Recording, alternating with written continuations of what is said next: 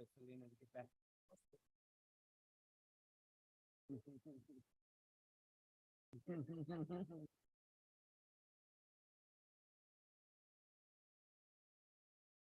We'll get started right now. I'm just waiting on Lena.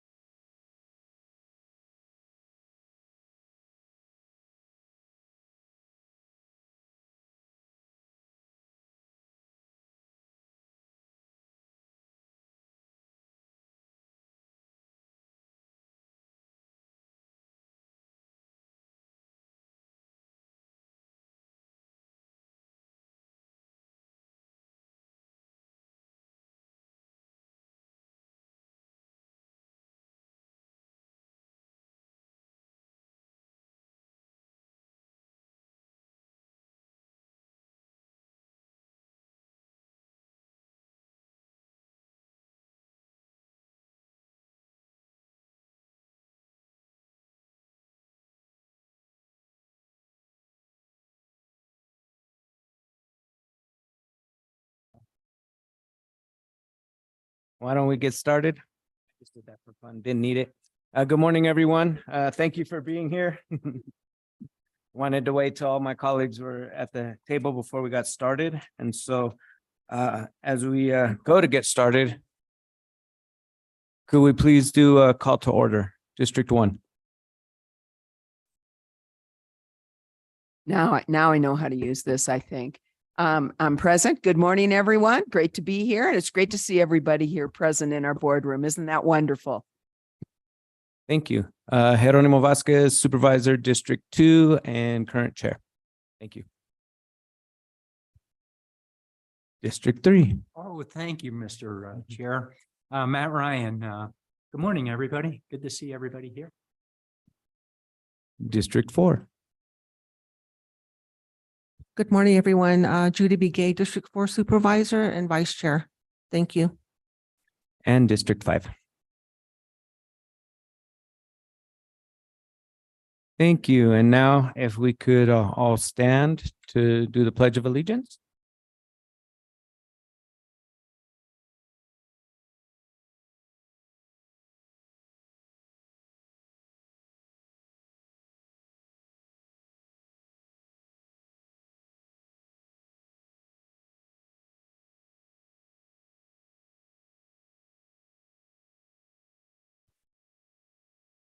Thank you. And now we will be moving on to call to the public. We will take the public comments from those in the room first, and then take public comments for those who have joined virtually. Clerk Daly will explain how the public can provide comment. Thank you, Chair Vasquez. At this time, if there is anyone that would like to provide a public comment, you can fill out the written comment card that's at the front of the room right when you enter the room and hand that to me.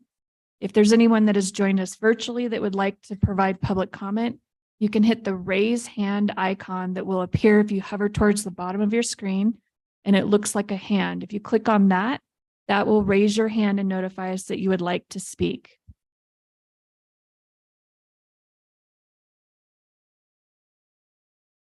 And at this time, Chair Vasquez, we have no hands raised and no comment forms. Okay, thank you. I'll give it one more minute. For those in virtual land that can't get their computer to work.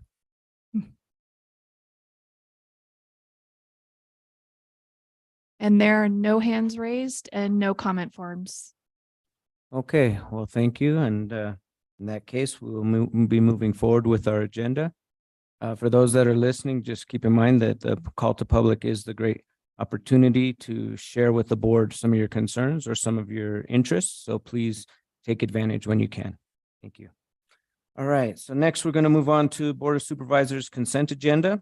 All matters under consent agenda are considered to be routine and will be enacted by a single motion. Are there any items that board members would want to consider separately? Yes. Supervisor Horstman. Yes, Mr. Chair, I would request that we remove item 6, quite frankly, just informational only. Okay, item 6, any other removal? Okay, number 6.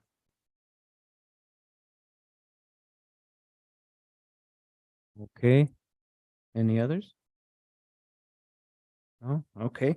Well, in that case, may I have a motion to approve the consent agenda items 1 through 8 minus number 6 and minus number 7? So moved. May I have a second? All those in favor, please signify by saying aye. Aye. All right, thank you. Now on to number 6.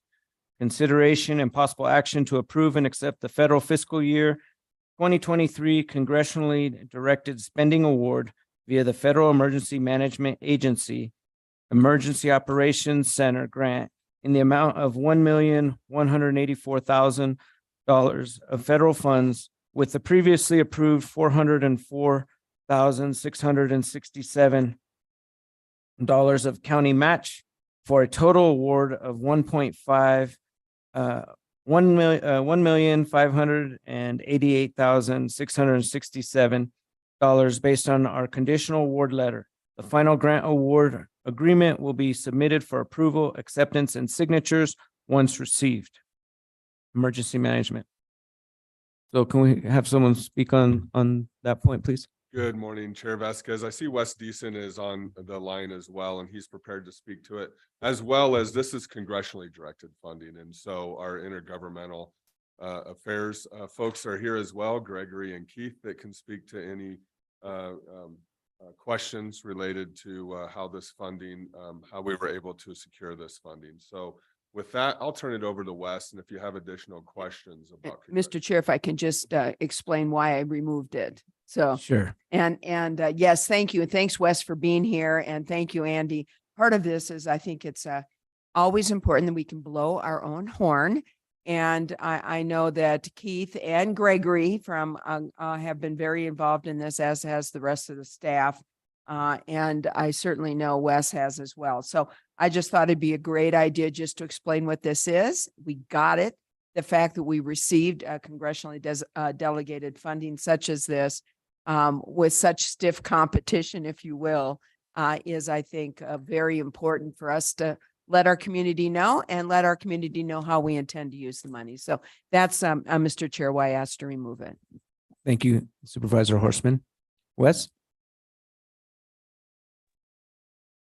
Yes, good afternoon, Board. Thank you. Chairman, thank you for the time, and Supervisor Horstman, thank you for the question.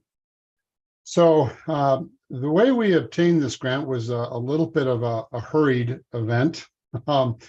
About mid last year, we were contacted by Senator Kelly's office. Michelle Ralston was working there at the time, and advised us that there was an opportunity to put in for what they were then calling an earmark. It since became renamed a congressionally directed spending allocation under the Homeland Security budget process. We were advised on a Thursday. The application was due that Friday at noon. We worked through the night, got that put together, submitted it. We were fortunate enough in the Homeland Security Appropriations Bill, we were among 30 EOCs around the country that were awarded funding to various degrees, some a little bit more, some a little bit less. The 1.184 is the direct award from Congress. It did require a 25% match, which you've already approved in the budget under the capital category. So it is just shy of $1.6 million. It is a very specific grant. It is specifically geared toward emergency operations centers. And the pieces that surround that support that. Here in the county, we have a soft budget, and I say a soft budget because it's taken about 8 months to get the award letter that we reference in the agenda item. That appropriation was approved on December 30th of last year. We just received the award letter last week. The money had to go through FEMA, through the Emergency Operations Center grant program to administer the money. It went to DEMA, State Emergency Management, and then to us. So it took a little while to get the funds landed. The soft budget that I refer to, really, because we've got time and changing costs and supply chain issues that may still be there, and there are some in some of these instances. We're not exactly sure of the final dollars, but largely what we're looking at is physical improvements to the EOC, furniture, a digital switcher for information sharing. We envision in the near future being able to pipe live time information into your computers, in your offices, perhaps here in the boardroom. All kinds of information sharing capability. That's how we thrive these days, is real-time information sharing. We're looking at new plotter printers for the maps. We generate a lot of GIS products these days. We are looking for a remote emergency operations center. Currently, the county doesn't really have the ability to go mobile. If we had a large event in Page, or Fredonia, or any of our other communities, or any place in the county, we don't really have the ability to go work there. We'd be working out of our trucks, so to speak. We have scoped a incident command EOC trailer with IT networks, communications equipment, cameras, things like that could be used. We would also like to use that in our enhanced special event support that we have put in place over the last couple of months. The fair, for example, be a great example. We would have that trailer out there. It'd be a central location for all emergency services to operate out of. And in the event something tragic happens at a large event, we're there and prepared to respond. We're also looking at a lot of other kind of smaller items, tablets, computers, things that will support the emergency operations center's function. It is, again, very specific. The application does not really allow us much wiggle room in what we're going to purchase. So we have drafted this budget. We're going to work as close as we can with that. With the reception of the conditional award letter, we actually started working on that acquisition of some of that stuff last week. We still have a couple hurdles to go through with FEMA, but I expect that we may be fully invested in this project by September, late October timeframe, when we will be able to move on all of our budgeted projects. And I'll leave it at that for questions. Well, first off, congratulations. And the thought of us having a mobile unit is really important, especially highlighted by the flooding from last week. We need that ability to have that mobility. So that's really exciting. Are there any other questions or comments?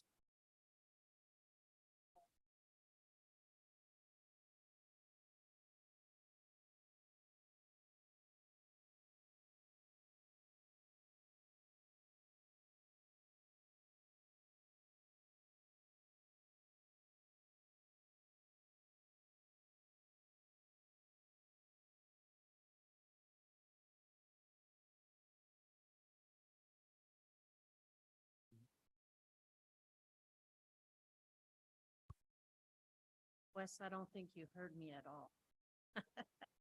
No, ma'am, I'm sorry, Supervisor, I did not. Your volume is very low. Let me see if I can turn mine up.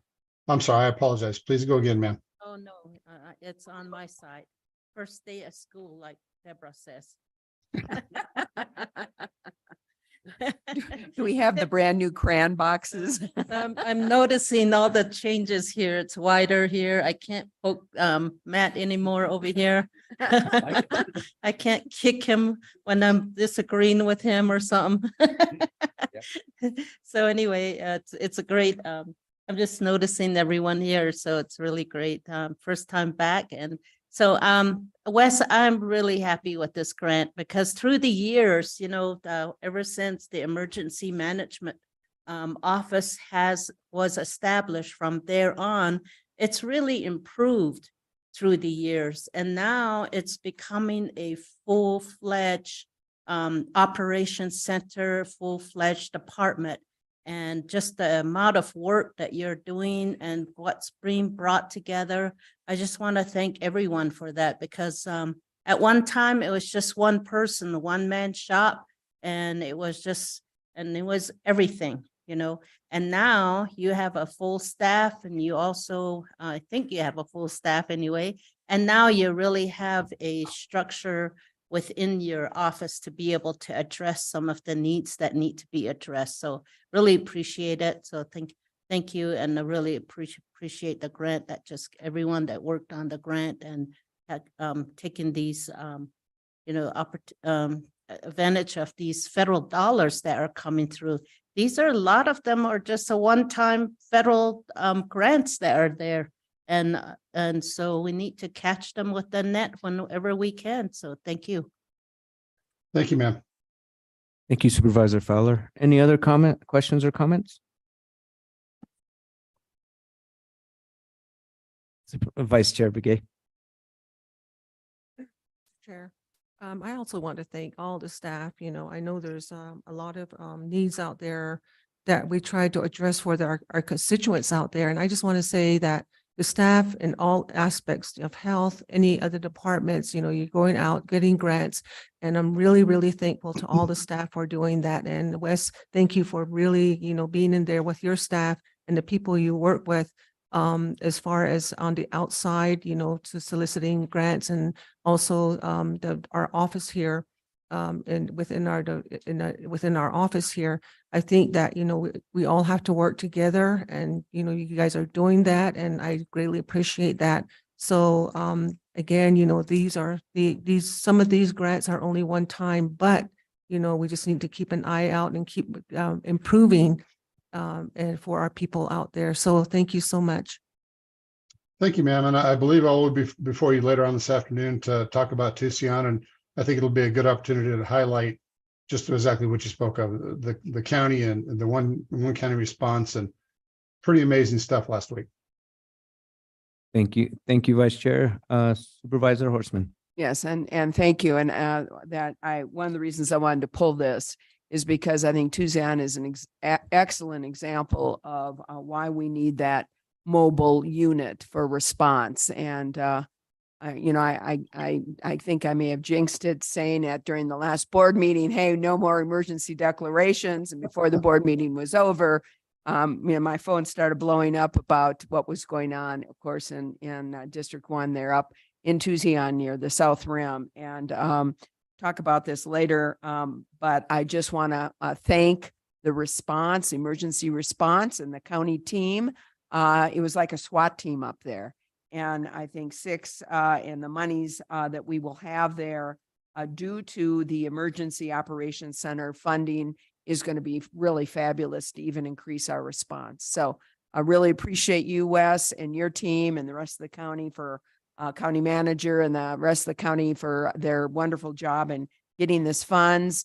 Thunder and Lightning, our great government team over there, Gregory and Keith, did a great job, and thank you so much for this. Thank you, Supervisor Horstman. Any other comments? No? Okay. All right. Well, thank you, Wes. Really appreciate it. Look forward to hearing your report later on in the afternoon. Thank you. Yes, sir. Thank you, Chair. I would then make a motion. Yes. Can I please have a motion to approve item number 6? I would move that we approve and accept the federal fiscal year in 2023 Congressional Directed Spending Award via the Federal Emergency Management Agency grant in the amount of $1,184,000 of federal funds with the previously approved $404,667 of county match for a total of award of $1,588,667 as more fully set forth on the agenda. Thank you, Supervisor Horstman. Do I have a second? All right, all those in favor, please indicate by saying aye. Aye. Aye. Great, thank you, everyone. Okay, moving on to number 7. Consideration and possible action to approve resolution 2023-45, amending resolution 2023-41, which was approved on August 18th, 2023 to levy taxes for all special taxing jurisdictions for the fiscal year 2023-2024 in order to make a correction to the Tucson Fire District tax rate and revise the Schedule A tax schedule. Mr. Chairman. Siri Mullaney, Chief Financial Officer, is on deck to go over the item with the board at this time, so if I could turn it over to Siri. Please do. Thank you, Siri. Thank you, Chair Vasquez and members of the board. So this item, as noted, is a correction to the Schedule A that was part of Resolution 2023-41, in which we approved the tax levy for our special taxing jurisdictions. So just as a reminder, the Board of Supervisors does have a statutory role in adopting all of the tax rates for property tax purposes to formalize our tax rolls. And the board does take the rates that come to us from the various taxing jurisdictions. In the case of the Tucson Fire District, they had an override that had been voted on and approved for several years. And in coming to the tax year 2023, fiscal year 2024 taxes, that override had actually expired. So they were no longer eligible for that additional tax rate. That was overlooked when the rates were presented the first time and included on your original schedule. So this is just a correction to remove that rate. But to let you know, in the meantime, fire districts have been approved for an increase in their property tax rate, the allowable rate. And so they actually are levying the same rate in total as they did last fiscal year with their override. It's just that this year that portion is not considered an override. It's considered part of their baseline rate. And so that is the recommendation today, is to do that correction. Thank you. Are there any questions from the board? Mr. Chair. Vice Chair Begay? Yes, on this issue here, I just wanted, I've had several constituents that called and wanted to know how these are established as far as the tax rates and stuff like that. But now, it's something that I just wanted the community to listen to, and that may be on the phone here. Okay, yes, thank you, Supervisor Begay and Chair Vasquez and members of the board. So again, the rates are all determined by each individual taxing jurisdiction that you see on the rate sheet.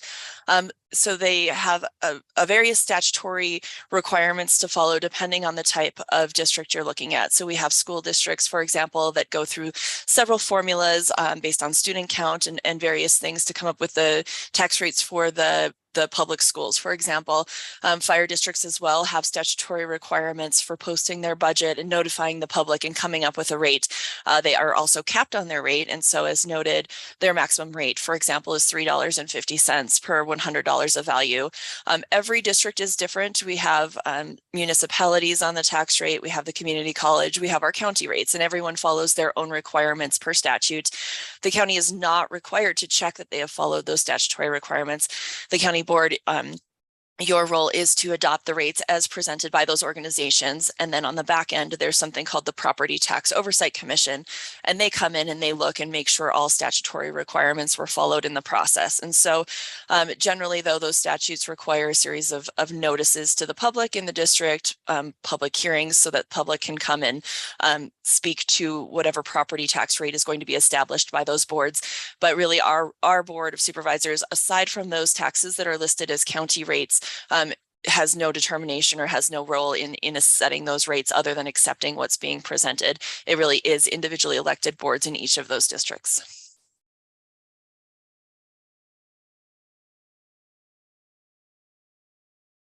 Thank you, Siri. Are there any other follow-up questions or comments? Supervisor Horstman?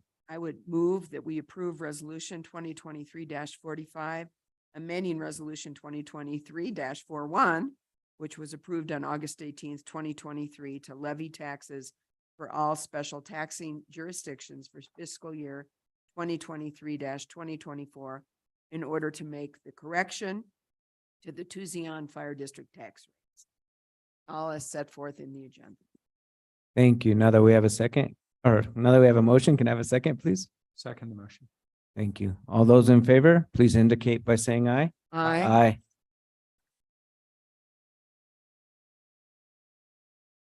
All right, now we're through consent agenda. The board will now resolve as the Health District Board of Directors. Do I have a motion to resolve? As So the moved. Health District. So move. Do I have a second? Second the motion. All those in favor, please indicate by saying aye. Aye. Aye. All right, there's one item, item 9 on the Public Health District consent agenda. Do any members want to separate the item? No, then may I have a motion to approve the Health District consent agenda, item number 9? So moved. Do I have a second? I want to second it, but I want to be able to say something to this first. I just wanted to say this is a very good thing that's going on with our dental service to prevent dental services for our students and providing exam, x-rays and cleaning and also and being eligible. There's an eligibility timeline on there, and I want to thank NAU, for taking part in this and being there to help and and I make a motion that we go ahead and approve and ratify Amendment 4 to an existing. Oh, you make the motion, huh? I'll second that motion. All right, thank you. All those in favor, please indicate by saying aye. Aye. Aye. All right, thank you. Now the board will resolve back as the Board of Supervisors. May I have a motion? So moved. Thank you. May I have a second? Second.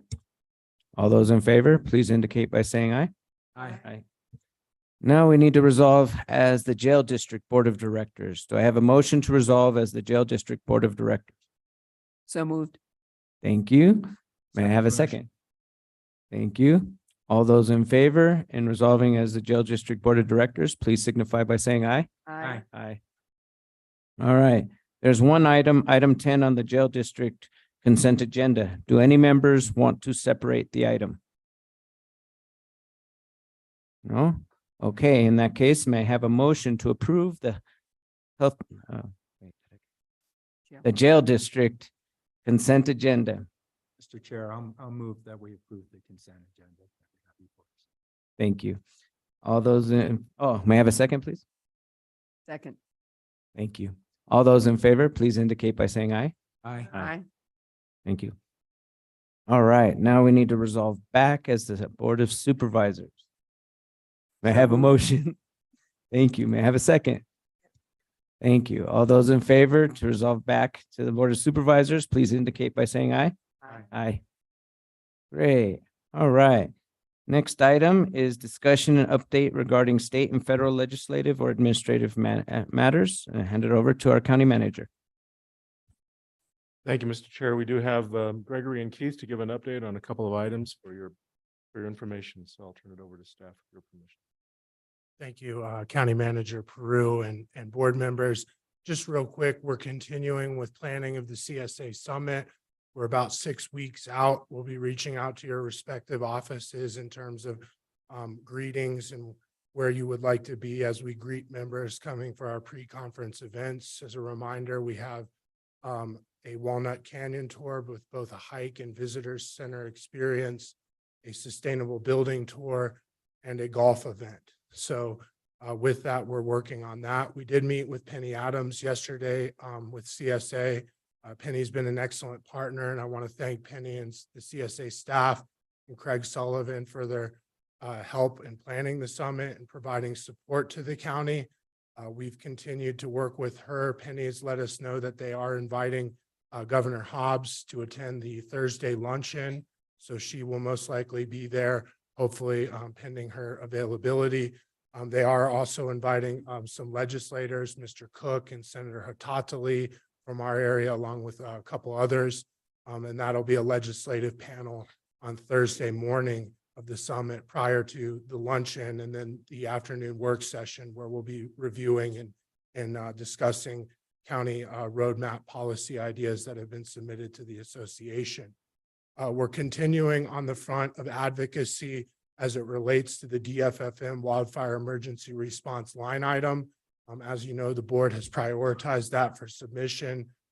We've heard from Mojave County that their board will be considering that today for support from County Manager Elters. And so pending that support, we just want to thank all the counties across the state for joining in, for those that so far have joined in.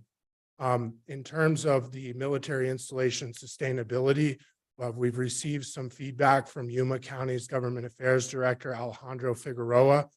Yuma Proving Ground, as well as the Marine Corps Air Station, have some concerns about opening up the statute and have noted that that things are working well. So we'll be working with Travis Schulte, the DEMA legislative liaison, on this. Next week is a commanders meeting that DEMA is pulling together, and they'll be discussing this legislation.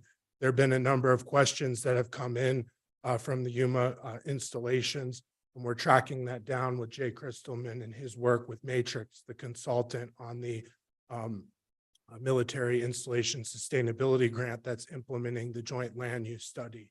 So those are some of the highlights in terms of where we're at in terms of the CSA legislative priorities. Just a note, we did receive word from Mr. Sullivan today that the Fireworks Association is exploring possible bringing back the permission to use aerial fireworks. As you know, last session, we had opposed both a Stryker amendment and a Mr. Gowan bill that would have permitted that in counties below 500,000 people. We've expressed our concerns to CSA, and they're working with the industry group as it relates to some stakeholder outreach around that. But that's something that we'll continue to monitor given our fire threat and some of the issues that we've had around wildfire and post-wildfire flooding. So that really is it on the state side. I know we spoke yesterday, but happy to answer any questions before we move on. Thank you, Gregory. Do we have any questions from board members? Some comments, if I may, Mr. Chair. Supervisor Ryan. Thank you, Mr. Chair. Yeah, just a note, fireworks. Fireworks lobbyists is one of our main nemesis. As we know, fireworks are quite a threat when we go through drought. So this isn't new, but we fight a pretty hefty battle each time, just for those of you that haven't been through this one. So we just need to be ready on that. And we pretty much have a lot of our strategy already developed associated with that. So that's one piece on it. The military base thing, the good thing that's happening here is the caution is the bases don't want to open anything up that will, right now, there was a push to get more development closer to the bases in some of these other areas. So that's the caution that those communities are moving into. Our legislation would be beneficial, but it's one that it makes sense and preferably have DEMA take that lead as they speak with the bases on why our proposal and what's happening with our proposal. Those are the key pieces. It's nothing different than what Greg knows and what he's speaking about, but just for additional awareness of where we're going. And along that line, you know, I've taken a pause, but I'm going to continue my phone calls along with some of the others of you as you're reaching out to those that have a close affinity with you as we develop our support, I guess, for both of our initiatives that we hope to put forward with CSA. Thanks, Greg. Thank you, Supervisor Ryan and Chair Vasquez. Thank you, Supervisor Ryan. Are there any other questions or comments? And No? And on the federal side, we prepared a draft letter, and just a note, we're working with Jennifer on the new letterhead. That's why it's not on the letterhead as current. Right now, we'll make sure that prior to sending out that the letter is on the letterhead with the chair change and vice chair change. So just wanted to note that. And then just also wanted to note before I turn it over to Keith is I want to thank Kate Morley with Metro Plan for reaching out on this issue that Keith will talk about in a minute. Her partnership and helping us on the transportation side, keeping us aware has been very, very impactful. It helps all of our communities as we mutually advocate across our jurisdictions for transportation funding and bringing down critical funds. So with that, I'll turn it over to Keith. Thank you. Good morning, board. It's Chair Vasquez and Vice Chair Begay and the whole board. It's nice to see you all in person. And so I was just going to bring this before you, and then in addition to fixing the letterhead, we'll also make the one correction on the right side on the margin so that everything's lined up. But what we brought before is that there is some major cuts in the House for transportation, housing. And so we're looking at this, that they're proposing 38% cuts of the budget. And that would include not only significant cuts to transportation and housing, but it would eliminate some programs, some grant programs, including the RAISE grant, which is very important. Many people in Arizona have taken advantage of that. And we know there's a high demand for that grant program because there were 15 billion worth of requests and about 2.25 billion funded requests.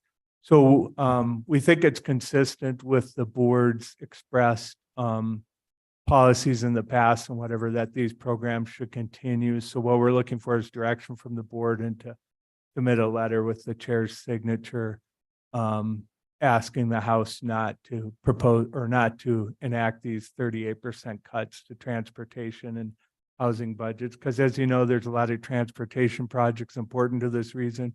We probably need more money, not less money. And same issue with housing. Obviously, there's a big housing need here. And so again, these are programs that, the board should consider whether they want to sign on to this to make sure that we're not seeing these big cuts. And again, thank you to Metro Plan brought this to our attention, but I think it's something that's significant that the county can look at. So any questions on that?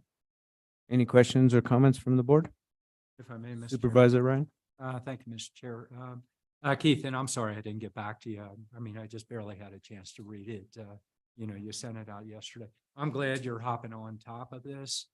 Just a suggestion for the letter is, you're reiterating where the conflict will occur. One side wants to cut, the other, we put this program forward. I would suggest as a possibility of the amount of infrastructure structural deficit that we've had and our local components, just to add to what you've already put forward, just as a suggestion. I'm glad you're on it. I just see this as, okay, we know these guys moved it ahead. We want to reduce and it doesn't get to what our critical need is for that. Just a suggestion. Sure. Thank you. Thank you, Supervisor Ryan. Any other questions or comments? Supervisor Fowler? This is something that I know that I'll be bringing up in my NACO committees that are coming up, or we have monthly meetings. So I'll be bringing those up to our committees. I think we should all do the same. Thank you, Supervisor Fowler. Any other questions or comments from the board? No? Okay, I'd just like to say that I am in support of preventing or sending a letter to ask them not to reduce by 38%. That's a concern, both on our transportation funding. We're barely getting what we need in transportation. And even that's not enough. So to cut 38% could be very drastic for our infrastructure of our roads and throughout the whole country, but in particular in northern Arizona. And so, and the same with housing, as was mentioned earlier, we do have a housing crisis in Coconino County, in particular in Flagstaff and some of the bigger communities of our communities. And so we definitely want to avoid getting any kind of federal cuts to housing programming. So, yes, Supervisor Horstman. You know, just one other comment, and I know that both you and also Supervisor Ryan were at the Acona presentation, Economic Development Strategic Plan, and where they were really looking at, you know, what creates economic development and economic growth for communities. And of course, two of the main ones are, not surprising, transportation and of course, affordable housing. So I think it's very, I really appreciate you and Gregory taking the leadership on getting something to us for the board to review. I'm absolutely in support of it, and I'm sure the chair will sign a letter on the board's behalf. So thank you. Thank you, Supervisor Horstman. Vice Chair Begay. I also support this effort because I think those are the two main things that we really hear about within the counties that we serve. So in anything we do to either reconsider or remove the legislation is, I think that's something that we really need to work on together. And I just want to say thank you to Thunder and Lightning for, you know, being the forerunner and, you know, being there and watching out for our county. So I just want to say thank you so much. And, you know, it's got to be something that we all have to, the need is there is what I'm trying to say. So we just need to address that. Thank you. Thank you, team. Any other closing comments? Yes, go ahead, Gregory. Thank you, Chair and board members. Really appreciate your direction. Just wanted to make a note that this is something we're going to continue to have to watch as the appropriations process moves forward for FY24. Obviously, the August recess is coming to an end, if not already. And so the House and Senate will be moving forward on their appropriations bills. And there'll be a significant gap between the Senate and the House. And so we'll be continuing to monitor this, making sure that we're looking out for any funding cuts and in bolstering our advocacy effort on your behalf and in consultation with you, of course, as we mobilize to head off these cuts. But just wanted to note that this is really the beginning of what we're going to see. And we'll be having continuing conversations about proposed cuts as we enter this fall. So thank you very much. That's really good. Thank you, Gregory. And just because I attended the NACOG meeting last week, that would be an avenue that I would recommend because these topics came up during that meeting as well. And so there might be an avenue for outreach to get more collaboration, partnership in this advocacy. Absolutely. Thank you, Chair Vasquez. And I know we heard about the $750 million proposed cut to the Head Start program. And so we'll also be mobilizing a letter along those lines for your consideration as well. But just wanted to note we're seeing this. This is the ecosystem we're in, and we'll continue to bolster our advocacy to head these cuts off. So thank you. Great. Thank you for your attention on it. County Manager. Next item is discussion update from County Manager regarding possible community, regional, and administrative matters, including an update on recent flooding in the town of Tucson. Thank you, Mr. Chair, members of the board. Just real quick, though, we've gotten some feedback from our listening audience that Vice Chair, you're coming in very weak. And so when you talk, you can pull the mic a little closer to you. That'll be great. Because again, that's the mic check. So again, Mr. Chair, I can go over the planning calendar very quickly.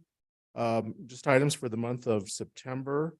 So September 6th, next week on Wednesday, we have a special board meeting to consider.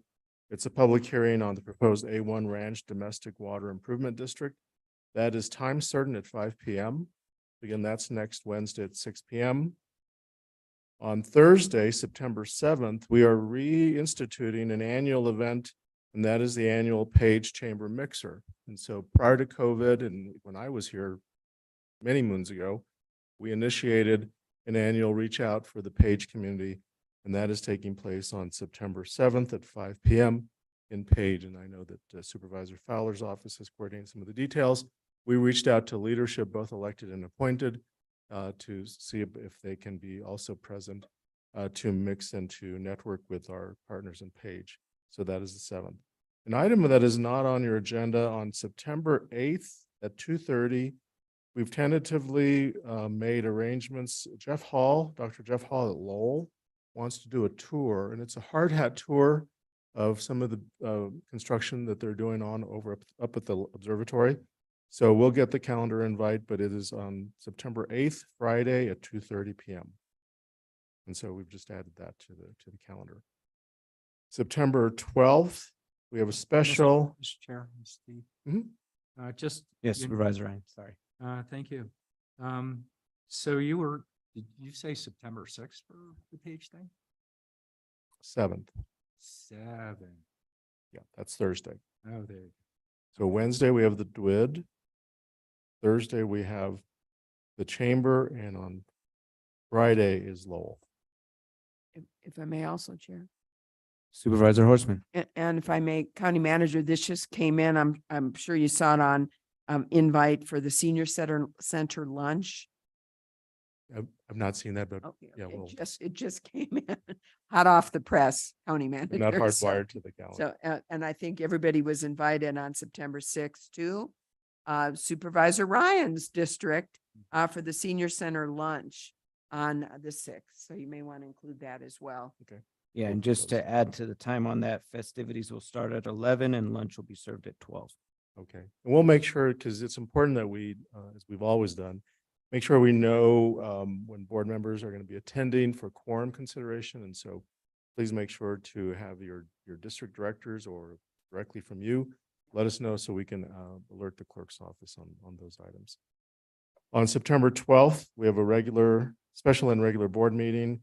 We'll start at 4 p.m. that afternoon, and Craig Sullivan from County Supervisors Association will be up to do their annual update for the board. And they do a tour of all the state. They go all the counties and do an update on their work. So that's at 4 o'clock on the 12th. And then that evening, 6 p.m. is our regular meeting. We have a couple of proclamations and then a resolution to direct the treasurer to collect property taxes. And so that agenda is still being built out. However, we do have on that agenda evening a public hearing on a cell towers conditional use permit appeal in Ash Fork District 1. And so that is happening that evening as well. County Manager Peru, we just received word too from Community Development that they are going to add an additional public hearing for that evening. I think it's regarding a development in the Belmont townhomes or a rezone out in that area Okay. as well. Thank you, Will. So what date are you talking about? The 12th. Okay. The evening of the 12th.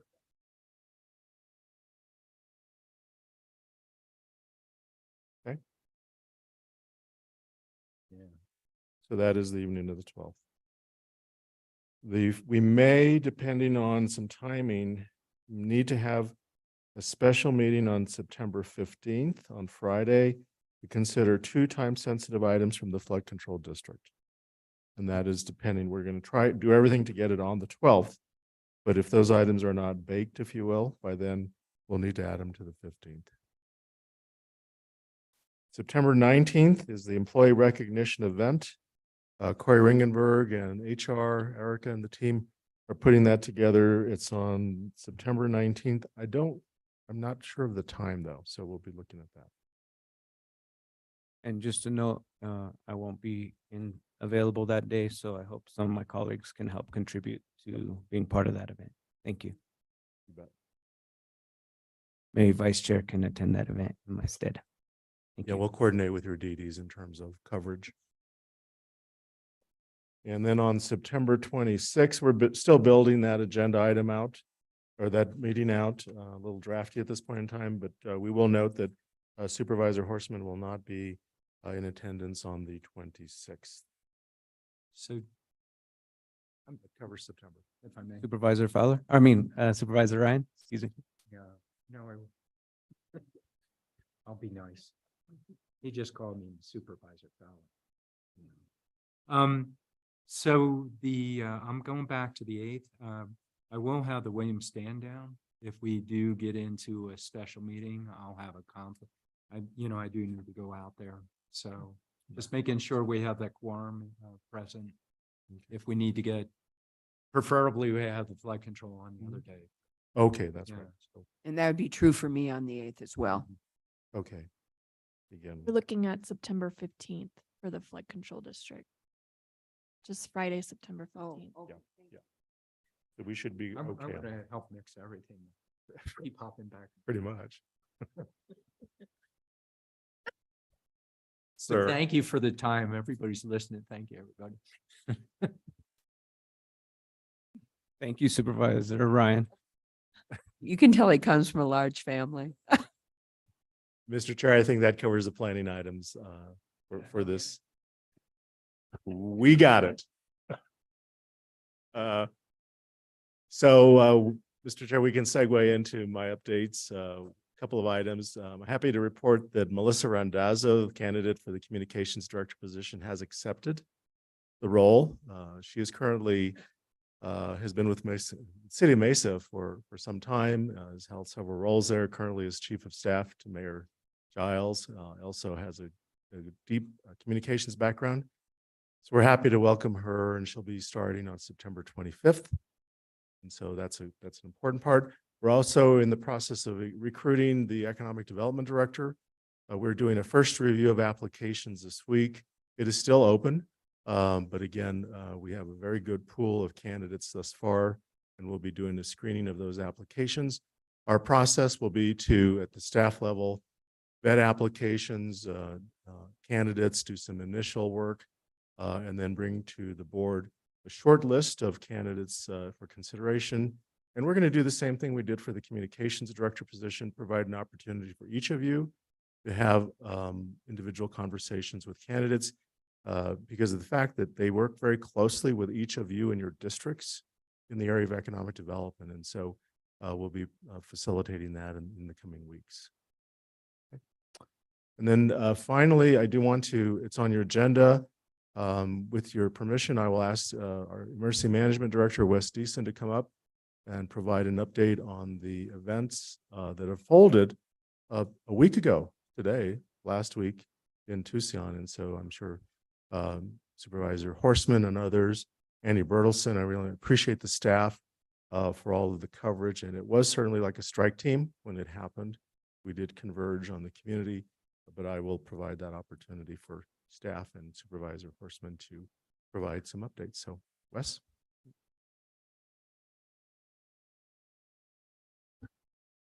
Good morning, Chair, Vice Chair, board members. Thank you.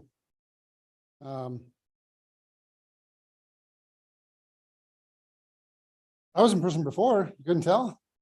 I got a little bit behind this morning. I apologize. Supervisor Horstman, I appreciate your response, your characterization of a SWAT response. As a former SWAT commander, that warmed my heart, but I thought it was a very appropriate description. When we first got notified of the breaking events in Tucson by the town mayor, we started making phone calls and within hours, we were on the road, as were many other county entities and other entities. So it was a really good one county response for sure. I spoke with Charlie this morning, town manager in Tucson, to see where they were at, what they needed, anything from us. We have been supporting them in an ongoing capacity, but she basically was pretty optimistic. The community's coming together, they're working together to move on and find their new norm. They are looking, and they'll be in communication with yourselves and with Flood Control District for a long-term flood plan. There have been some conversations in the past, and I think they're very interested in moving those conversations forward. They did ask for assistance from our office in doing an after action report.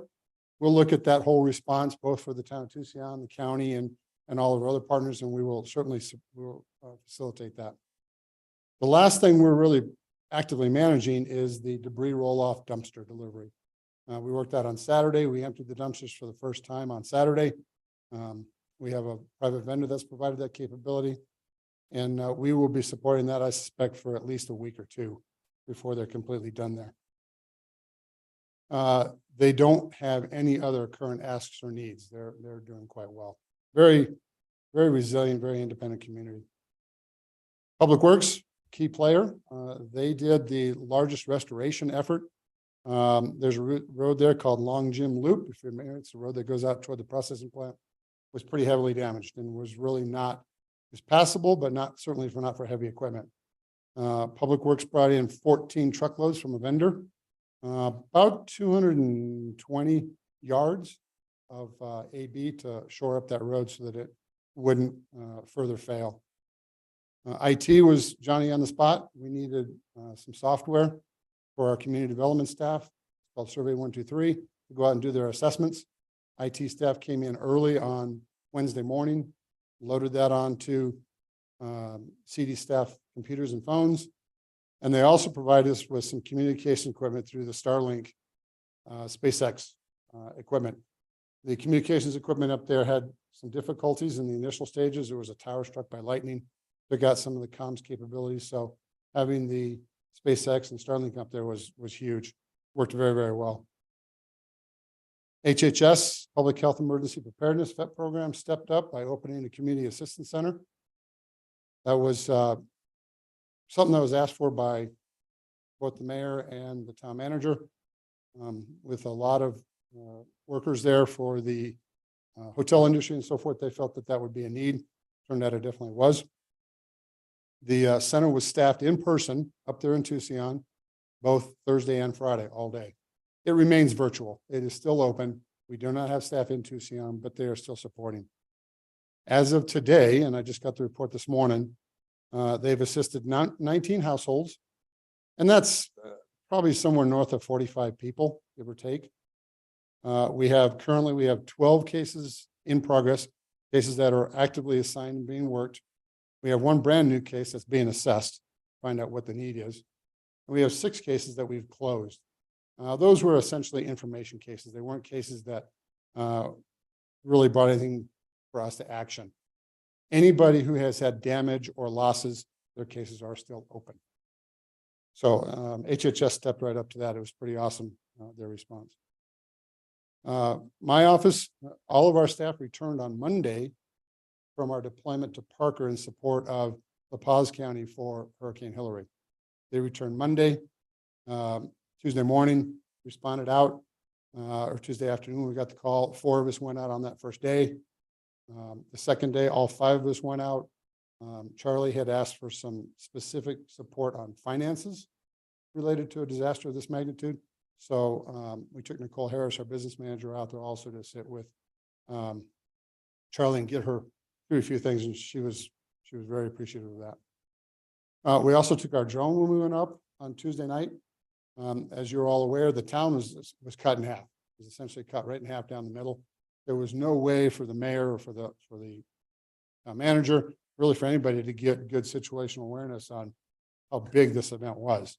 The drone provided absolute key information to all the officials that were present at the time, so they could see the magnitude of this flood.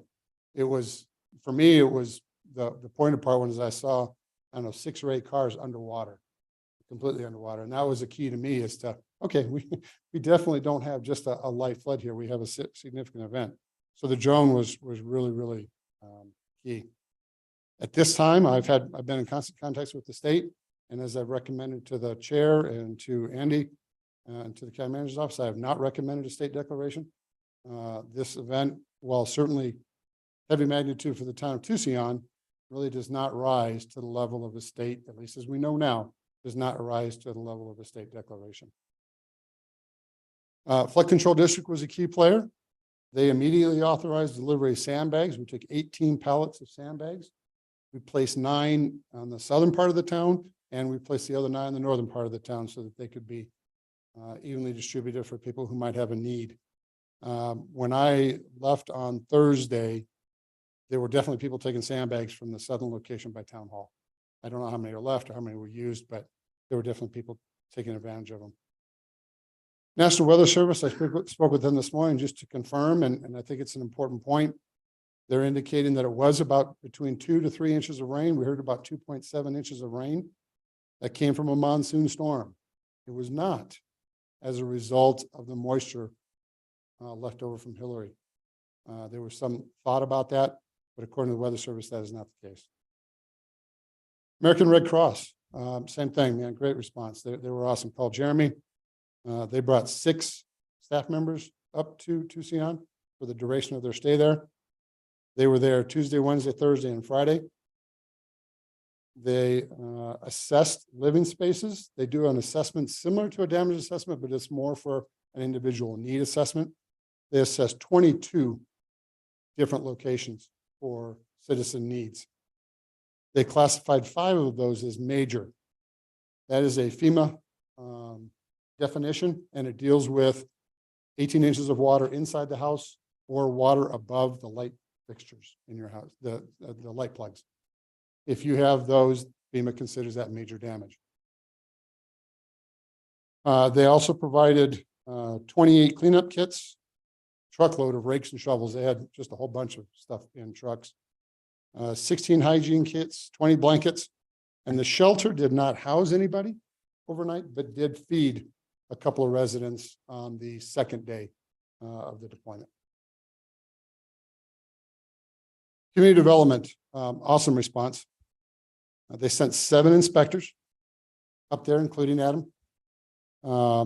They looked at 19 affected properties, and I say affected properties because those are some of those 14 of those were housing units, so multiple apartments in there, and 5 of them were commercial properties, mostly the hotels and businesses there along the main drag. They did a total of 23 separate assessments on different facilities and apartments. They did assess many of those as severe damage. And that's, I want to make sure that's not misleading. It is largely because the APS will not restore power to a residence that has had dirty, muddy water in the electrical system. So those are likely going to have to be repaired, perhaps replaced. There was no noted structural damage.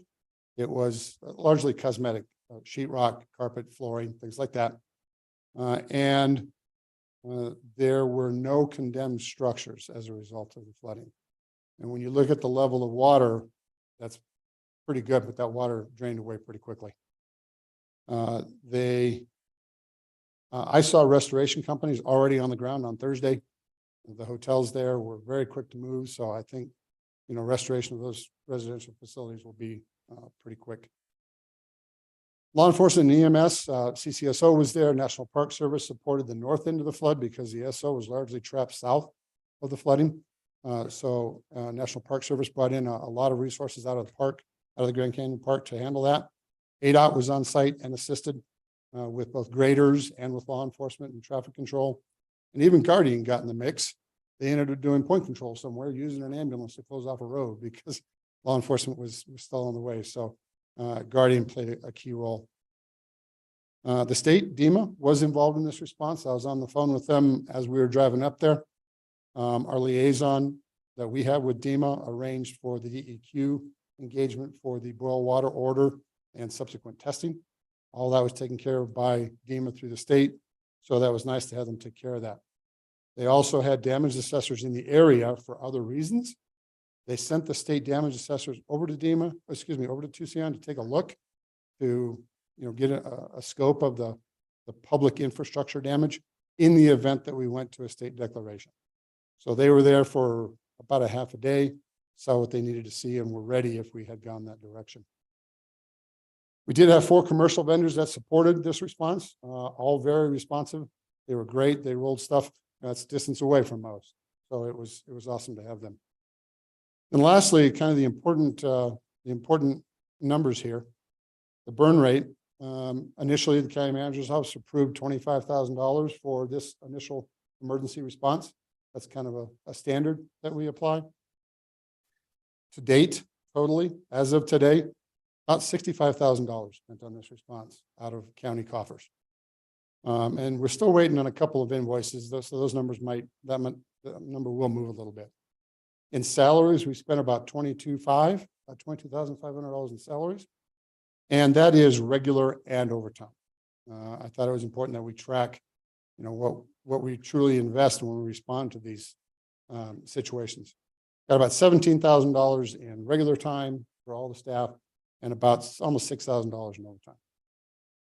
And then supplies, materials, the other superfluous things that were needed to support, about almost $48,000. Supplies, $3,500, talking mostly sandbags there. Materials about $20,000. And again, that's a little loose because that includes the AB and the materials that were brought in to support the road reconstruction. And then equipment, about almost $9,000 in equipment, trucks, front loaders, graders, all that kind of stuff. And then the services, in this particular case, refers to the dumpster support that we're doing. That's at about $13,000. So I thought it was important to provide you with an idea of the economic impact of this response. And with that, I'll stand by for questions. Thank you. I really appreciate that report and that breakdown of the costs. I think that's important to keep in mind how much it does cost our county to respond and to provide services for our communities. Yes, sir. So thank you. Comments, Supervisor Horstman? Yes, and thank you so much, Wes, for you and your team being up there, and really for the county. It really was amazing, the response that happened. As I said, our phones started blowing up during the middle of our board meeting last Tuesday, and folks were there immediately, and was certainly appreciated by the mayor and the town council and the people there in the town of Tucson. One thing which is interesting is this was a substantial rain on the Coconino Basin, as you've heard. This is not as a result of a post-wildfire flooding. The mayor, who was born and raised in Tucson, said in her 51 years, she's never seen anything like it. It was a proverbial Colorado River running through the main streets of downtown Tucson there on Highway 64. And the response was amazing across the jurisdictions, as you've also indicated. But I want to really put a shout out, besides the wonderful response from National Park Service, Forest Service, ADOT, was the Grand Canyon Unified School District. Because of this flood, and it did literally cut the town in two. So because of Highway 64. And so the kids, of course, go to school on the South Rim, and they were cut off from their homes and from their family, and their family was cut off from them. And so the superintendent and the staff there, Grand Canyon Unified School District, made an event out of this. And the hotels brought pillows and blankets in case the kids would need to be there overnight. They basically sheltered in place, which meant they got a wonderful dinner. They got some movies. They had some playtime with their friends.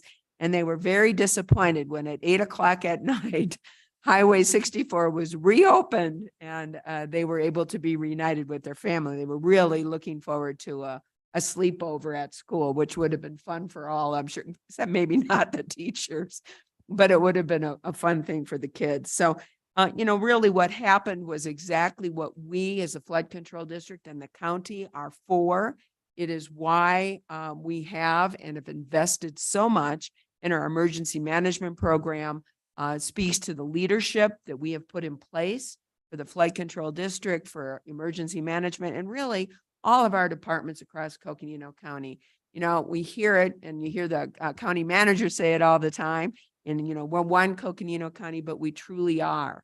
So up there in Tucson, more in the rural parts of Coconino County, our response there was full, was expeditious, and truly made a difference for those in the rural parts of Coconino County.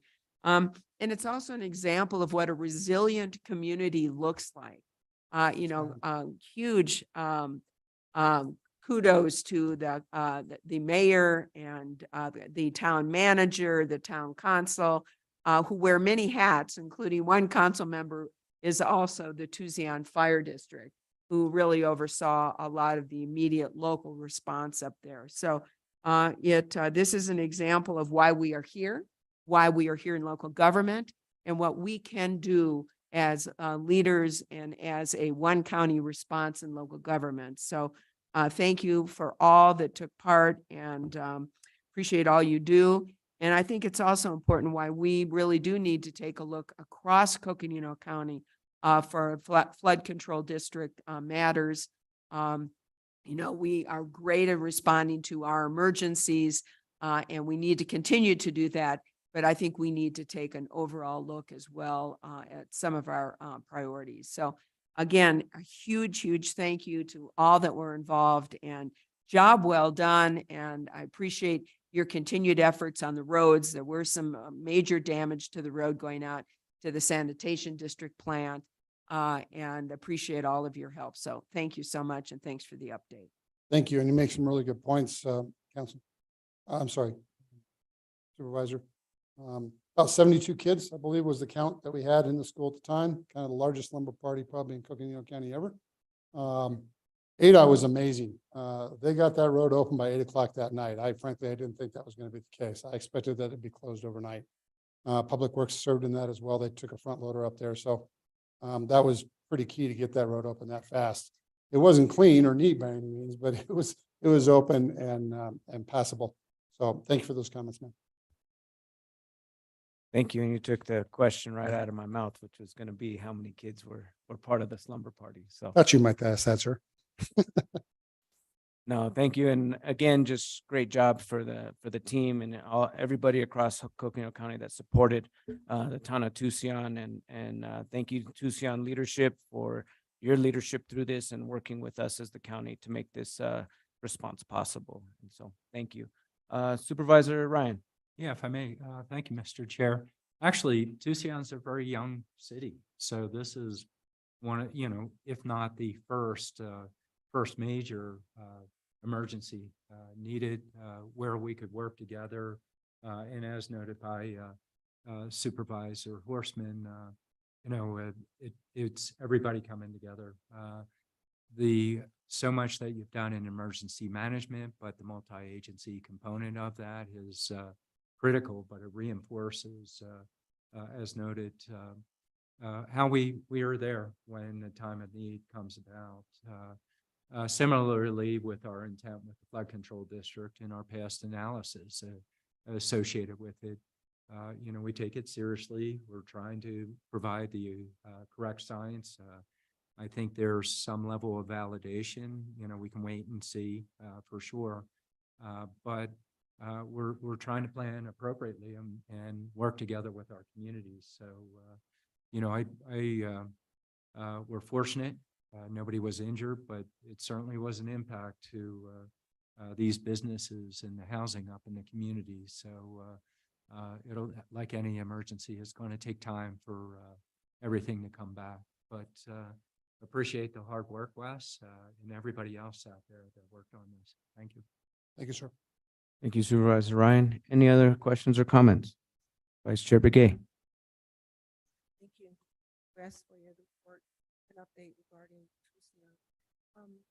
You mentioned that you got some funding from Steve's office for $5,000, and then you gave us a figure of so much being spent and all that.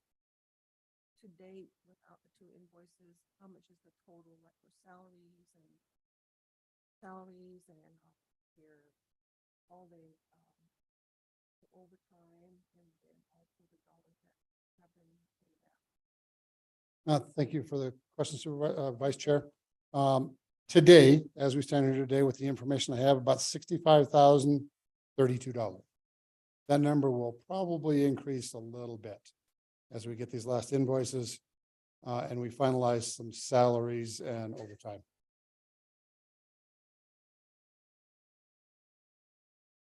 And so that money will be coming out from what's over the amount that Steve had. Where's that money? It comes out of the county contingency fund. Yes.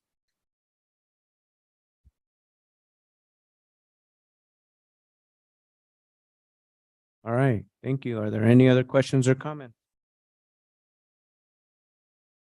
All right. Well, thank you very much for the update and keep up the good work. Thank you very much. Appreciate it.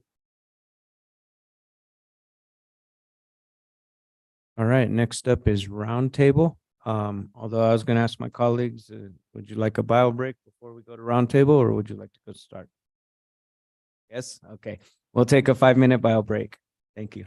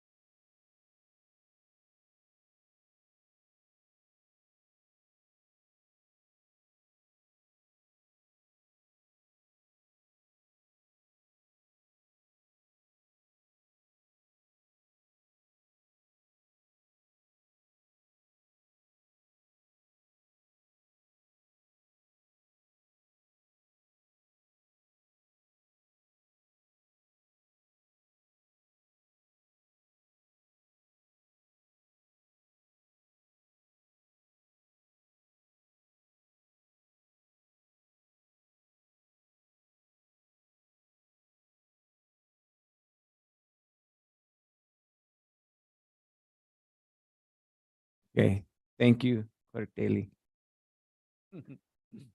So let's go ahead and get started since we do have quorum, and to respect our staff's time, we're a little bit behind schedule of where we wanted to be.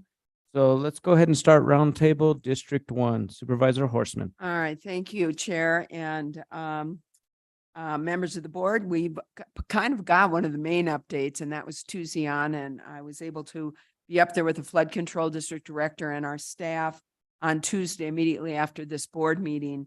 I can tell you that drone made a big difference, and I know that was some funding that we all received in our requests for emergency management funding. So it was really went to good use up there in Tucson. And then was back up there for community meeting that was called by the mayor and the town council, well attended by the community members who were very, very thankful for the response of the county and of course, the town of Tucson.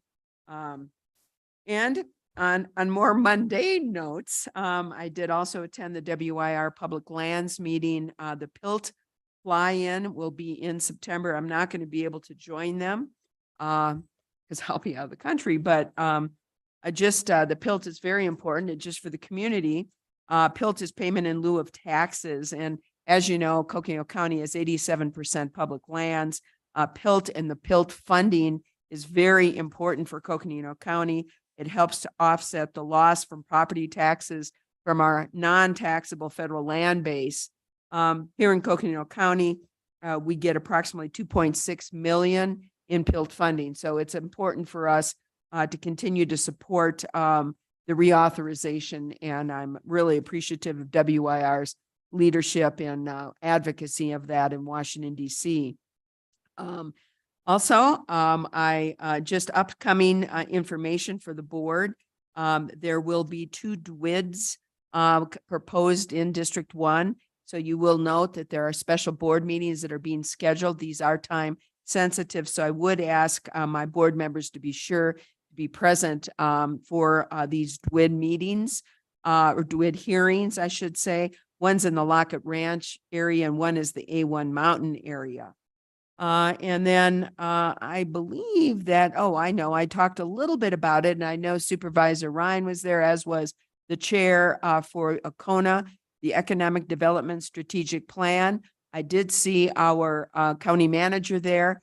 I can tell you it was very interesting. I thought the information is very important for us to get out to our community. And I would ask that once that development strategic plan is finalized, that we ask ACONA and Gail Jackson to join us here at our board meeting and to provide an update on that to the full board and for our community during a public meeting. It was incredibly interesting, incredible information that I think needs to be shared. And I hope we can invite her to attend an upcoming board meeting. And last but not least, I do want to extend my speedy recovery to those cyclists that were injured on their Lake Mary Road ride. I know this has been an ongoing ride that is done, and unfortunately, some of the bicyclists were injured when I believe a RV kind of wandered, and there were some bicyclists that were hit. So unfortunately, they have been injured. Some of them had substantial injuries. I know there's a GoFundMe page if anybody would like to add some money for some of their medical bills. But just in general, I'm very pleased that the superintendent, or I'm sorry, the supervisor, you're superintendent now too, the supervisor for District 3 is on top of this and has been working with county staff to review this. So speedy recovery to those that were injured, and we just need to be careful out there. Let's share the road with our bicyclists, our walkers, and our runners and others. So thank you. And that's it. Thank you, Supervisor Horseman. Next up, District 3, Supervisor Ryan. All right, thank you, Mr. Chair. And yeah, actually, I was hoping to follow up as well with Patrice on this. We have a very active community. It is unfortunate. I didn't see any wandering of that vehicle. So, hopefully there's the appropriate, consequences associated with what happened there. For the sake of the riders, we do wish a speedy recovery. And then just from our own staff perspective, we take our road maintenance seriously. Even so, they will continue to look at safety features. Most important thing is to encourage people, especially on Lake Mary Road. There's been a lot of speeding on there while we have this activity. For our motorists to be conscientious, to share the road also, and to go the speed limit. So from a safety perspective, that's a very important aspect. But we do wish those riders well. Few other things that are happening in District 3, Canyon Loop. Jen and I went out with Christopher Tressler and his staff. They're doing a resurfacing. This is in Kachina Village. A point that came up was a concern from the community of the pedestrian aspect. The challenge for Public Works is, how do you retrofit an already tight corridor that has steep hills? In the meantime, when we do these projects, we're hoping to transition with time. You have pedestrians, you have the kids in the wintertime, they're walking on dark roads that are cinder on top of hard surfaces, and there's no walkway associated with it. So that was an issue that was brought up. Our guys are looking at it, if they can do anything. And sometimes we can't, because of the historical nature. Those predate our slope standards. Our current slope standards are 10%. Some of these hills, I'm not sure, Canyon Loop, some of them, they wander from 10% to 18% out in the Kachina area. So that was a piece that we went with. I had noted last time, Drake Mining in parks. I'm starting to get a lot of emails. There was a article in the Williams News related to they are staking claims out there. Community is concerned, and we're looking at how to interact with the community. Part of this is, it's just not under our purview. It's under Forest Service. It's also under ADEQ. It's the office of I forget what the state office is called, the mining office. That a lot of these issues could be brought to their attention. The hard part is people move out into the forest, but the multi-use component also plays into it. And so mining is one of those multi-uses. So the community is calling us and expressing their concern. As you know, if I had a mine coming up next to my house, I would be concerned.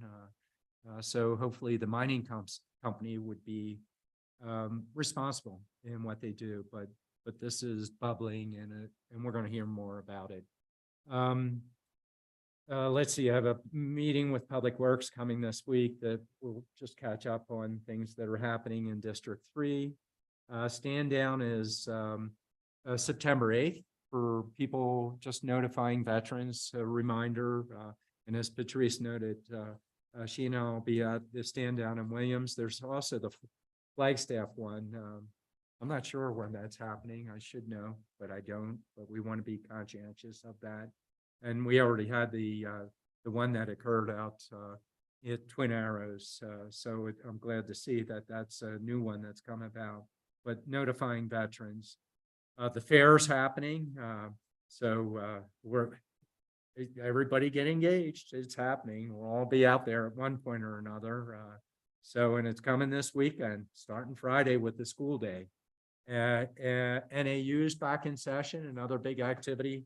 If you hadn't noticed, just drive on Milton Avenue and you'll notice that our students are back, which is really nice to see. It's a great dynamic in our community. Patrice already noted, I sit on the committee on ACONA on behalf of the board, as does Steve, but they had an open session for others bringing in the data from Elliot Pollock's own what is it, analysis. They brought the data forward.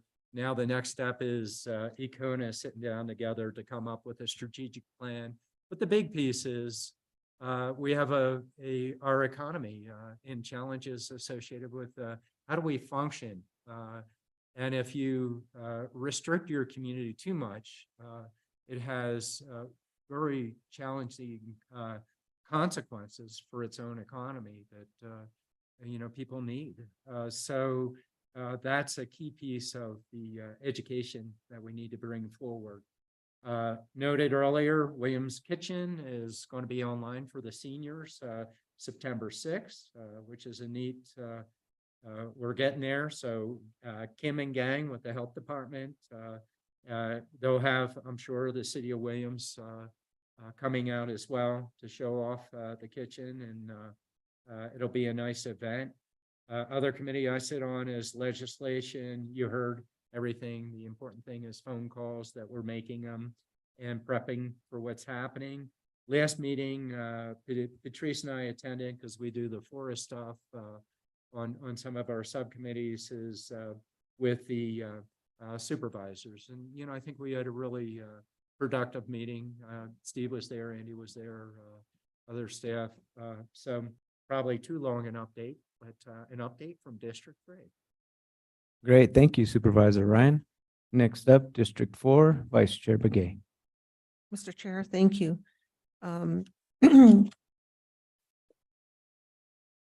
Okay, on Saturday and Sunday this past weekend, I attended some of the 25th annual Flagstaff Open Studios. There were like 15 of them here within our county, and the ones that I felt very confident and that they're doing a lot of work is in the areas of painting, jewelry, handmade clothing, sculptures, and different pieces of sculptures, and a lot of other arts were shown in various areas within the Donny Park area and other areas throughout the county. So it was nice to be out there because I'm really, and I just wanted to let people know that that we thank them for all the residents and beyond for their continuing support and also encouragement of local artists during the times that they have their studios open studios. So I just want to say it was something that was an eye opener, knowing that there's a lot of good artists out there, and we need to fully support them of their commitments. So that happened over this past weekend, and then also I'm looking forward to the county fair festivities as announced by other board members. Friday night, I'll be announcing for the Lightning and Thunder, the band that's going to be coming to the the band that's going to be coming on Saturday, Friday evening. So we'll be there, and we're trying to look for a small token to give to them. So I just want to say thank you so much for our district directors that are really working on a lot of things that are going to be done at the county fairgrounds. And then also right now we're the tribal communities networking with the U.S. Forest Service for winter preparation. We understand that may be a long winter, so encouraging everyone to start preparing, getting a lot of woods for the winter if you have a wood stove going. So and then also we're already starting to work with the Forest Lake district community to plan the Spring Earth Day. Is going to take a lot of prep because it's going to take a lot of different entities that are going to be involved in this activity. So I just want to say we have to start planning now, because the month of August it just went by so fast. The other thing is this past weekend Loop Chapter had passed a resolution to close Grand Falls to all people who are not registered with any Native American tribe. They requested the removal that the Coconino County put out there, and so we've touched base and and also the county had sponsored that, you know, to install for visitors to use in the area when they were visiting.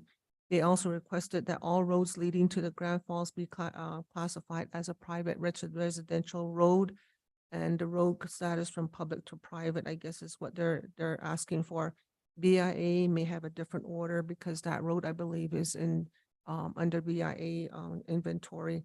So a lot of visitors to Grand Falls will be affected. So I think this is something that is needs to be addressed and is being as the resolution is passed by the chapter, then it'll probably just go forward here and there. So that's what's going on with that right now. So basically, the one area that I really think that we really need to kind of push is probably the MOU with the Navajo Nation, the county, and the BIA roads. I believe it's going to be expiring here within a couple weeks, and been talking to Leroy Gishi regarding that, and then also the Navajo Nation to see when they're going to expedite that. And because we want to meet, because of the rains that are happening, and part of that is grading of certain road areas. And so we need to get that back going as soon as we can. So that's my report. Thank you. Thank you, Vice Chair Begay. Next up, District 5, Supervisor Fowler. Thank you. We are continuing to work on abandoned buildings in Tuba City. We're having, working with the White House on those building to either restore or to demolish the buildings. And those are, it'd be like a more of a pilot program. So that's what we're continuing to work on. Board has done resolutions for that for several years now. And so we continue to work on that. I want to just thank the past board in support of that. This Saturday, the opening, the Page Museum has been closed for several years now. It's going to reopen, and county is, our office is very involved in that. The chapter meetings are continuing to take place, and as you all know, they're all in person. We're working with the Page Chamber of Commerce, and several years ago we started really working with them on the Page mixers. Our chamber has a mixer every month, and our month we do it every other year. And this year it's going to be on September 7th. And that's what we're working on right now. We have our, it's going to be at the Sunset 89 on September 7th at 5. And we're inviting the department heads to come out and working with Steve. And that's when all the department heads and the Page and Fredonia staff come out as well. So those are, and then we have our Tuba City courts. We're really encouraging individuals that have cases with the Flagstaff Justice Court and the Flagstaff Municipal Court to register so that their case can be heard. So that's where we're at right now. So thank you so much. Thank you, Supervisor Fowler. Before I do mine, Supervisor Horstman, you wanted to add one thing? And I apologize. Yes, and I had that first. I don't know why I didn't do it. And you may be talking about this, so I'll make it fairly short. And that is that we were invited to attend the City of Flagstaff-led tour with new U.S. Representative Eli Crane and his entire staff, everybody from DC, everybody from the district office in Washington, DC. They were all out here to see the Spruce Wash Museum Fire Flood Mitigation projects, both what the county has done on forest and of course the great work that the City of Flagstaff has done with their two retention basins and the work that they've done through the Paradise, Grandview, and Sunnyside neighborhoods. It was really and remains a shining example of what government can do and how government can work. This was a partnership between federal government and local governments to get the job done for the protection and health and welfare of our communities. We did point that out to Supervisor Crane. Since he is our new representative, we will be looking for him to help us work together with local governments to deliver these types of needed projects for our community and for our neighborhoods. So it was a great opportunity to spend time with him and his staff. And I know the vice chair or the chair was there as well. And I'm sure he will have some comments to make. So thank you. Oh, and one last thing. It continues. City Council is having a Spruce Wash community meeting on Thursday, August 31st at 5:30. So members of the community, of course, are invited to get an update on what the city is doing on their projects. And we'll be there with the Flood Control District to give an update on what the county is doing as well. So thank you. Thank you, Supervisor Horstman. Both of those items that you mentioned are things that I was going to talk about, so thank you for elaborating. First off, the tour on Friday with Congressman Crane went really well. It was really cool to see the progress we've made in the 2 years with these projects, with the collaboration with the city. And as was stated before, definitely a shining example of what can be done with federal funds and local government. And so it was good to demonstrate what we've done, and it was good to have the time to kind of give the backstory and explain what things were needed in order to make this happen and how it impacted individual families. And so we spent that time developing those relationships with Congressman Crane's office and his staff, and we look forward to working with them in the future to get more funding for our communities. On the other part with the Flood Control District, the meeting on Thursday, very relevant to the tour that we did, and it's an opportunity to explain to the community some of the details of the projects as the city goes into their next phases of the project. And so that's really exciting. They started down in Killip and kind of moved their way up into the wash. And so we got a chance to see some of the detention basins, and they have some upcoming projects in the wedge, and then also down Grandview where they'll be inverting the street. And so those details will be available for the community on Thursday at the city's meeting. The next thing I want to talk about was I got to sign my first Coconino County emergency proclamation for the city of Tucson. Yeah. I was elected chair on Tuesday and signed the proclamation on Thursday. So that was that basically authorized emergency managers to issue additional shelter in place or evacuation orders in case another similar rainfall event happened. And it basically approved an emergency resolution for the town of Tucson following the flooding. And it helps with the request for state and federal aid for cleanup and repairs to public infrastructure. So one of the processes that our emergency management team uses to be able to apply for state and federal funds reimbursement for monies that we have to spend to service our communities. Next up, I had the opportunity to sit down and meet with Health and Human Services and discuss their youth mental health program and ARPA funds with surrounding mental health. Manager Peru was there with us, and we reviewed funding sources and services and linkage for Coconino County Youth Behavioral Health, including treatments, linkage to care, case management, community support, criminal justice navigation, education, and prevention.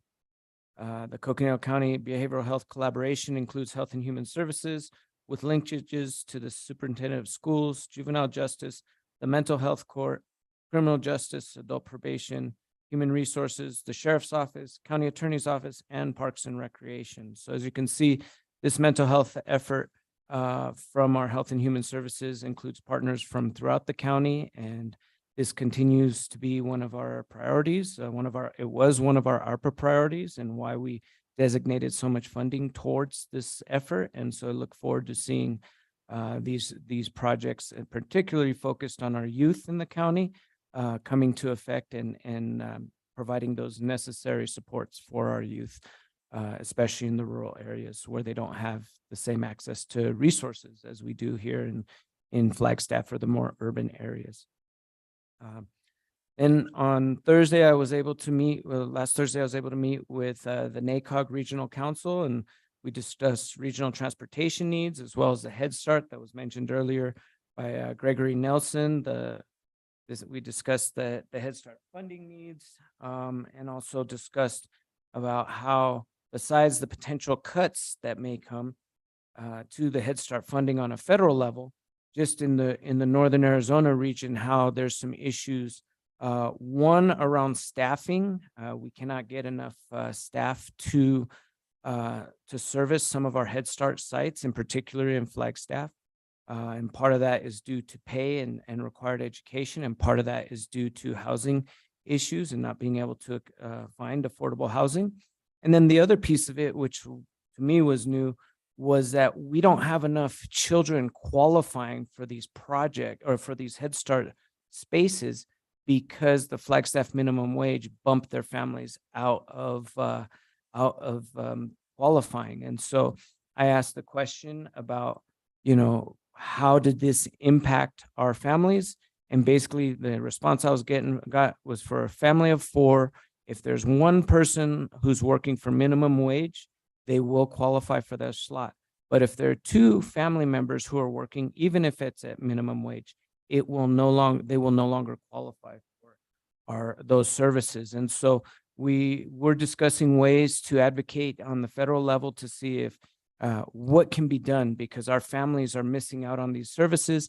Hence, some of our Head Start buildings in Flagstaff are either closed because, again, staffing issues or lack of students who qualify. And so this is a huge concern. And I look forward to working with our team to see how we can help advocate and see, on one side, get more funding, but on the other side, see if there's a way to change the qualifications for our families. One thing that they did mention is that now that Head Start has gotten in with the state, in terms of if a family qualifies for WIC, they will automatically qualify to be in Head Start programs. So little changes like that can make a huge difference and provide some of our families the necessary help that they need. Because for a lot of our families, they depend on this preschool through Head Start in order to work, because they need childcare, and this is cheaper than childcare they'll get otherwise. We also reviewed the Transportation Policy Advisory Committee report and approved the Transportation Investment Plan and regional priority projects list. We, as a county, didn't have any projects that we submitted on this due to missing the window in the previous year, but we did talk about opening up, when that window opened up, adding some projects in there. So we're looking to be more engaged on that front. And then we also discussed roadway safety in Coconino County and the amount of deaths that we've had recently, both on I-40, on the highways, and on some of our local roads, and how that ties into our transportation needs for roads, and discuss the zero death policy and how we can advocate for more transportation funding to help alleviate some of those issues so that we prevent as many deaths as possible on our roads. It kind of shocked me when I had to read the numbers. So there would have been a crash that same day and someone had passed.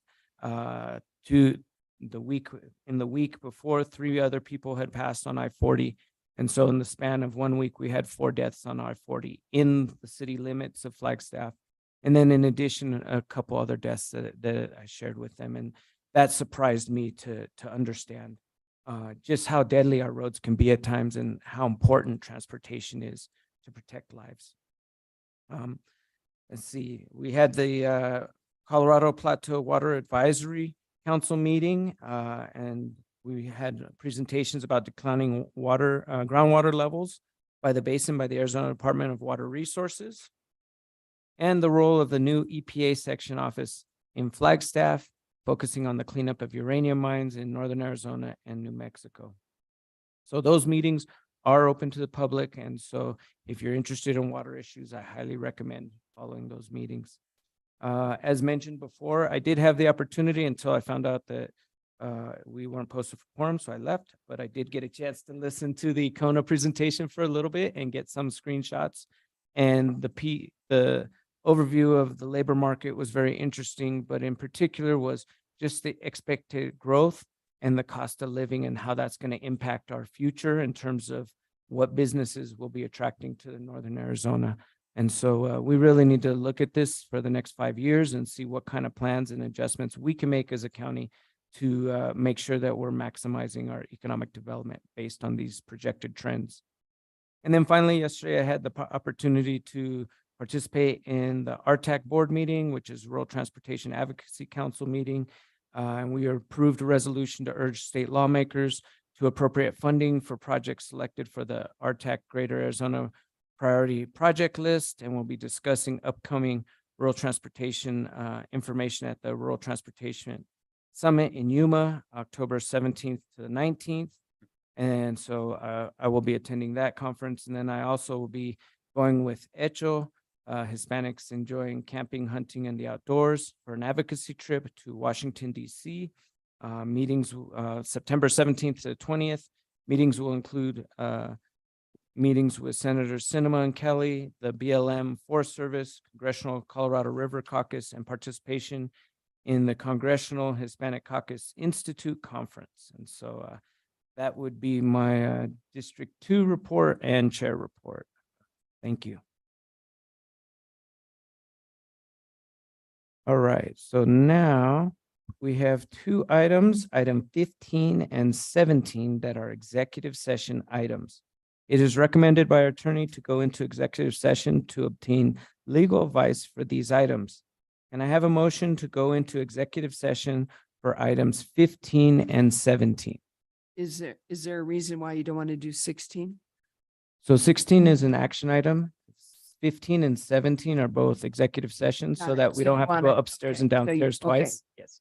So we have, Is that what we're doing upstairs? is that, Yes. yeah, we're going upstairs for Yes, we are. executive session and. I'll go ahead and make the motion to go into executive session for items 15 and 17. Thank you. May I have a second? Second. Thank you. All those in favor? Aye. Aye. All right, I'll see you upstairs in executive session. Thank you.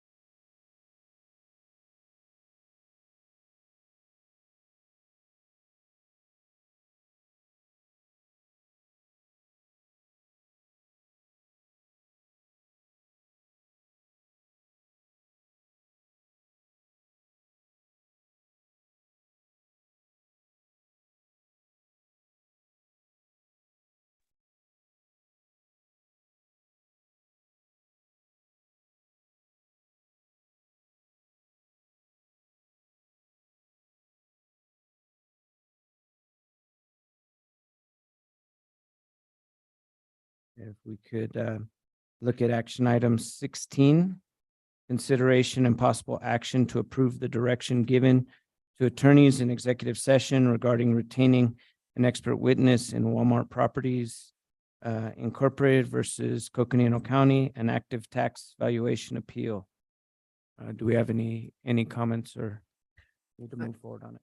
I'd make a motion at this time that we approve the direction given to us by legal counsel with regards to retaining an expert witness in the ongoing case of Walmart Properties, Inc. et al. V. Coconino County, which is an active tax evaluation case. I'll second the motion.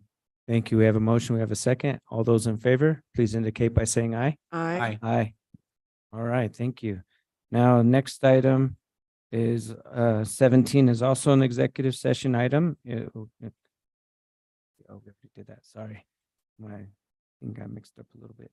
So we're discussion and consultation with attorney to receive legal advice pursuant to ARS 38-431.03, parentheses A, parentheses 3, regarding supervisor district boundaries as a result of districting and representation as supervisor. So now we're on, that was 17, I'm sorry, that was executive session. Action 18, consideration and possible action to approve resolution 2023-49, amending the Coconino County Board of Supervisors Board Rules and of Procedures to include Rule 69, Supervisor District Boundaries. Are there any comments or can I have a motion? All right. I will. Supervisor And, Horstman? obviously we do have some Coconino County Board of Supervisors rules of procedures, which really what we're hoping for are common sense rules and courtesy rules for the board. And we have before us a new revision to that manual, which is Rule 69. And I'll go ahead and read you the rule, and I will then at that point, Mr. Chair, make the motion to accept the new Rule 69. Thank you.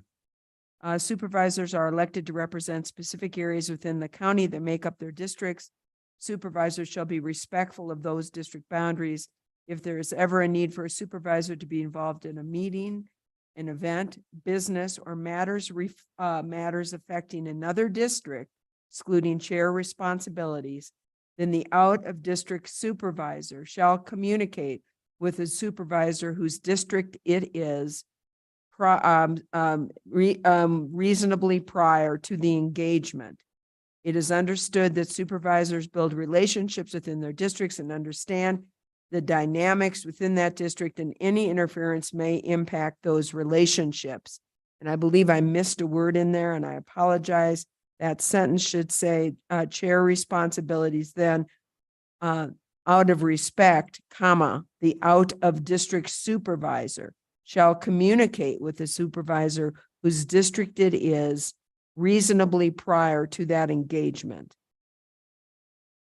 Thank you. So can I get a motion to amend the board's policies and procedures manual? You just That was the motion. suggested edit. You made the motion with. Right, that was the motion with the edit. Thank you. Then Second. can I get a second? Thank you. All those in favor, please indicate by saying aye. Aye. Aye. Right, thank you. And let's see, that appears to be everything on our list. So this meeting, unless there's anything else we need to discuss. Just noting that these meetings keep going faster. We have a new chair. What's the deal here? No, that's all. Just trying to streamline, All right, well, thank you, everyone. This meeting is adjourned.